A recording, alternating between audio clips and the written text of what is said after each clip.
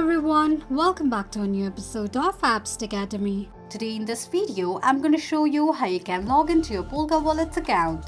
Keep watching the video till the end. To log into your Polkawallet account, firstly go ahead and launch open your Polkawallet application. The home page of Polkawallet application will appear on the screen. Click on Import Account option. On the next page, tap on Substrate Account and select your source type. Here I'm going to go with mnemonics. Enter your mnemonics and tap on Next.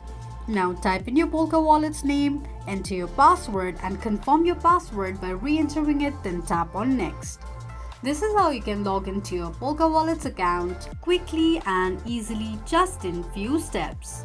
If you have any thoughts or queries, let us know in the comments section. Don't forget to subscribe to our channel. Also, press the notification bell icon so that YouTube will notify you whenever we post a new video. I hope this video was helpful to you. Thank you so much for watching.